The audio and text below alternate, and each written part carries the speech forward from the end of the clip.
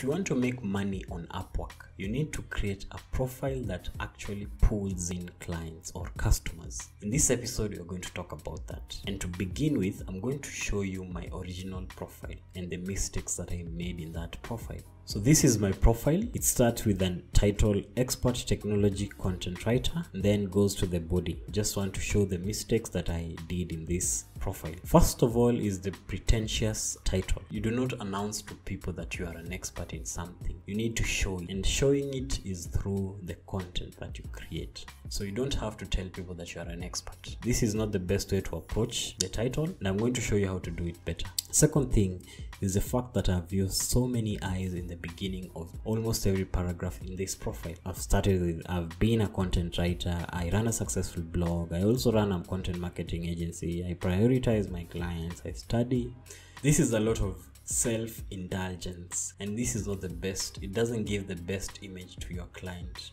Instead of that, it's better to focus on the client and show them that you are going to offer value to them. Lastly, you can see that there's some red lines over here. I use Grammarly to check my grammatical errors and punctuation errors. I'm going to link it in the description below. But having any grammatical or punctuation errors in your writing is a bad thing. You should not have any of those, because when a client sees that, how can you convince them that when he gives you job or she gives you job, that you're going to provide perfect work? Well, I did this mistake in the previous profile, but in the new profile I've made some changes. Now let's jump into it. This is my new profile, and as you can see, it is quite refined.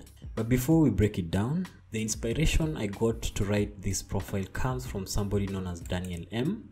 Daniel M is a copywriter, one of the highest paid copywriters on Upwork. He earns about $125 per hour. He has made over 200,000 Kenyan shillings, $200,000, and has done pretty much a lot of work. He's one of the most high-rated writers in this platform. So I got inspiration from him because as a copywriter, of course, copywriters are sellers. They sell through words. So you'd expect that their profile is at the best quality possible. So let's jump into our profile and see what we have. First of all is the fact that I've changed the title from being too self-praising. As you can see, instead of the original Expert Technology Content Writer, now we have need a writer to upscale your tech site. Let's talk. So what I'm doing in this title is that I am addressing the client's need, and I've also niched it down so that it serves a specific audience, which is the tech industry. Any person who needs a content writer in the tech industry can approach me through this. So that's the title. Do something similar. Next, we have the first paragraph.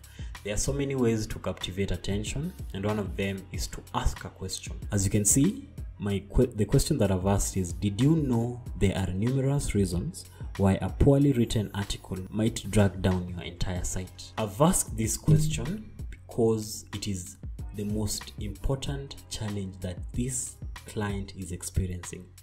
A client who comes to Upwork to look for writers is looking for people who can increase content in their site, and they need high quality content. So you want to tackle the biggest pain point for your client. So let's move on to the next line. Worse yet, most of these reasons are subtle or invisible to the untrained eye, which means you might never be sure what they are, let alone know how to improve. So what you're doing here is that we are now going deeper into the problem. It is not only a problem to get somebody who can write quality content. It is a much bigger problem for you to actually identify where the problem is in writing quality content. So you're going deeper for this client. So this client is going to see that this is somebody who knows exactly what he's doing. So after that, what's next? If you're struggling in this rut, I can help. After you've doubled down to the problem, now you offer a solution and you present yourself for the solution. We can figure out the oomph your content needs, strategize, and start producing optimized next level content that serves you and your readers right. So in this paragraph, I've actually presented myself as a solution to the problem. So you're going through this trouble. Now this is where I come in. I can help you out. And then I say that together we can work together so that we can create high quality content that is going to serve you and your readers. Then what comes next? As a trained technology writer with over 5 years of experience writing exciting tech articles, I can swiftly get you on a path of consistent high quality content publishing. Now that I've offered that I am the solution to this problem, I need to prove my credibility. And proving my credibility does not have to be boasting. I'm a technology writer who has been trained. You don't have to start boasting or anything. I have 5 years of experience of writing these exciting articles. I can swiftly get you on a path of consistency. I can give this solution to you. This is what you want. After you have shown credibility, the next part is you now get to how I work is simple. This is the call to action section. This is where you tell them what to do. And in this part, I'm going to tell the client to shoot me a message ensuring you include the title of the article you are working on and other details I should know. Now, what I'm telling them is that if you have a project right now, shoot me a message so that I can help you. You see, give me the details. These are the details that I need so that I can get to you. And I continue by saying I'll reply within 37 minutes or so during regular business hours and provide the following. 37 is it's a surprising number. When somebody reads 37, is going to wonder why 37, why specifically 37 minutes.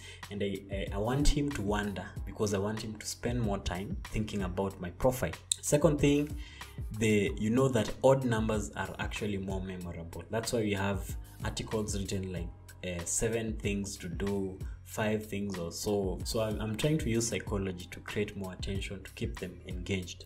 After that, I've asked that person, I've told that person that I'm going to provide the following within 37 minutes: a detailed outline of what your article will look like, other related topics, ideas to consider, and my delivery time. So I've listed some of the most important things that this person is going to be looking for. A detailed outline is telling him exactly how this article is going to be broken down into, so that they know. And if they have ideas, they can suggest. And if they see that I have a very good profile that is well thought of, then they are going to know that this person can offer value. Second thing is other related ideas. Other related ideas, of course, you want to show that you can always bring in some new ideas. And lastly, my delivery time is now telling that person that give me this job and I'm going to deliver it within this time. I'm still trying to push for that job. The last part is there is no risk or obligation, so feel free to send a message anytime. This is the part where you try to present to them that they lose nothing by reaching out. They can just message you anytime and they won't lose anything. So it's a good way of trying to keep persuading them. Then you finish by saying Elvis Guaro. But before you go, this part known as PS. PS is a short remark. That's something, an additional remark that you put after you have signed out. So PS, here is my personal promise to you. While no writer can guarantee their content will convert, and if they do run, I promise always to let you know if a topic is beyond my scope. This personal promise is a pledge that you are going to offer value, and if you cannot offer the value that they need, you're going to be upfront about it, because you're not perfect. You don't know everything. Of course, even if I know how to write about technology content, it's not that I know everything about technology. So when you come up with something very novel and very technical for me, and I don't have the time to read or study or do anything, I'll just tell that person upfront that this is beyond my scope. So I cannot accept a job where I know my current understanding and work conditions will compromise the value I can offer. I'm very committed to ensuring my clients are satisfied, as you can see from my previous reviews. I have reviews, all of them are 5-star. I need to accumulate more. Anyway, that's why I'll let you know upfront and help you make a sound decision. As you can see, this structure is quite engaging. I like how Daniel does it. He as you read through, you feel like you need to keep on going, and that is what you need to do for your client. So if you want to improve the number of clients that you can get, you need to write in such a way that is captivating and it's easy it's flowing, and it shows the value that your client is going to get from you, and even without having to pay. You see, that part of messaging, they can always message you. The good thing with messaging is that once they message you, now you have their contact, and that's a good connection. And if a client is even very good, you can always go out and do personal direct engagement. That's where you make more money. Anyway, that's how to write a good profile.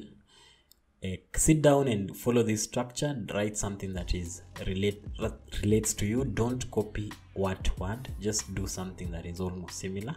And all the best as you keep bidding for more jobs. Bye bye.